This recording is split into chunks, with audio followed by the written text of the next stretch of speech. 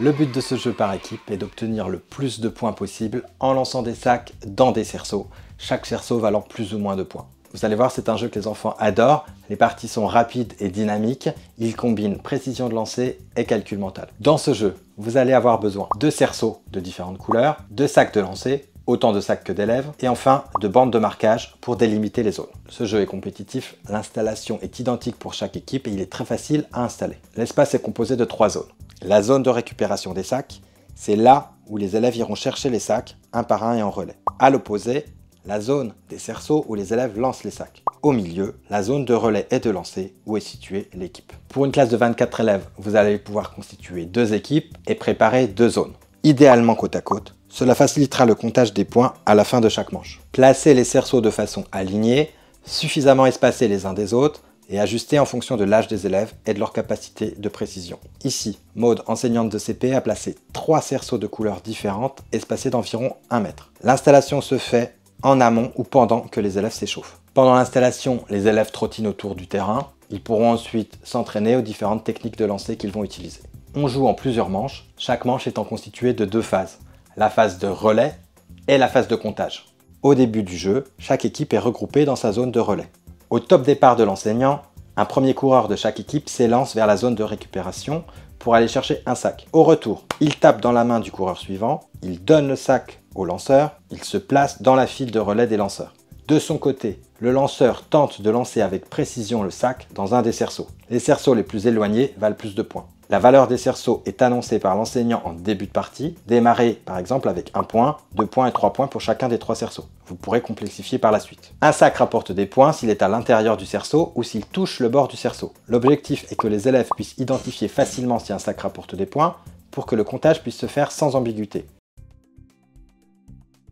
La première équipe à avoir terminé de lancer tous ses sacs gagne des points bonus. Et lorsque toutes les équipes ont terminé leur lancer, on passe à la phase de comptage. Dans cette phase, les élèves doivent se mettre d'accord de façon collective sur leur score. Pour cela, ils peuvent aller autour de la zone des cerceaux pour calculer le nombre de points dans les cerceaux. Il n'est pas autorisé de pénétrer dans la zone de cerceaux.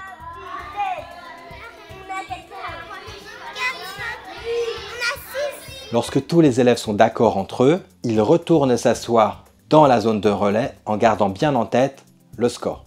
Lorsque toutes les équipes sont assises, le jeu s'arrête et vous allez interroger au hasard un élève de chaque équipe pour connaître le score. Combien de points avez-vous les bleus? Je demande à Alix.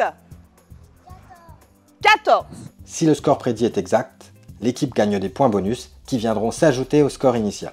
La manche est alors terminée, les sacs sont remis dans leur zone et une nouvelle manche peut commencer. Voici nos conseils pratiques. C'est un jeu qui fonctionne très bien et que les élèves aiment beaucoup, à condition de créer de bonnes habitudes pour le relais dès les premières parties. Nous vous conseillons de bien faire 2 files indiennes au sein de chaque équipe, celle des coureurs, celle des lanceurs. Ainsi, les relais s'enchaînent de façon fluide et les élèves identifient bien ce qu'ils ont à faire. Je cours, je tape dans la main de mon camarade, je donne le sac et je vais me mettre dans la file de lancer.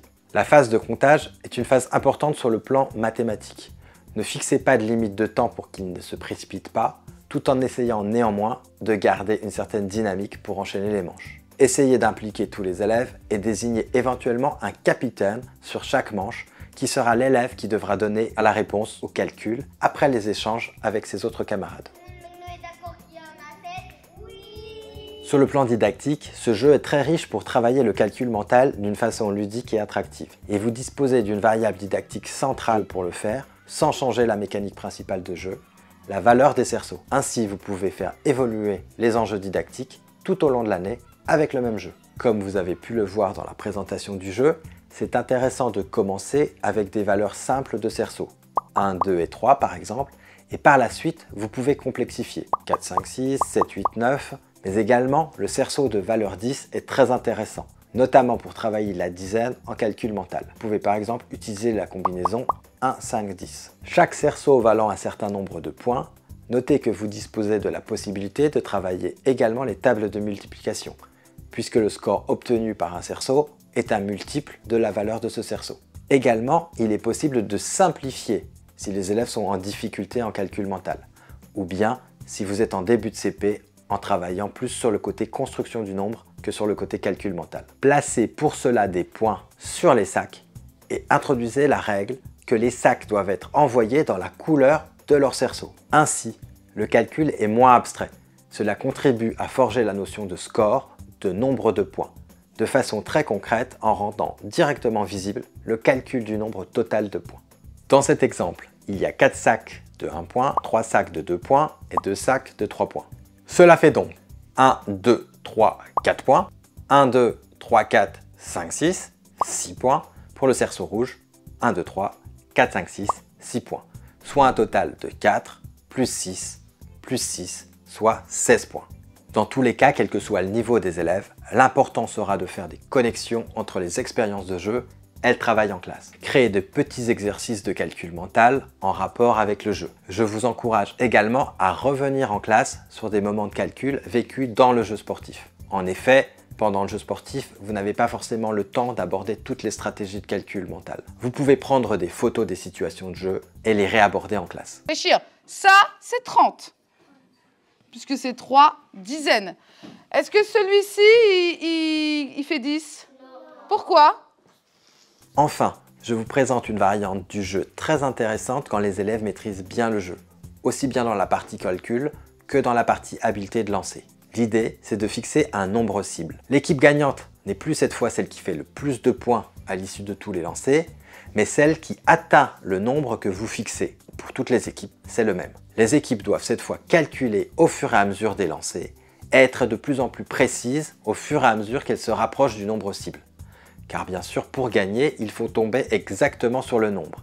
Et si une équipe le dépasse, elle aura perdu. Vous avez maintenant toutes les cartes en main pour mettre ce jeu en place dans vos classes. Je vous invite à consulter la fiche de jeu qui reprend et détaille les points abordés dans cette vidéo.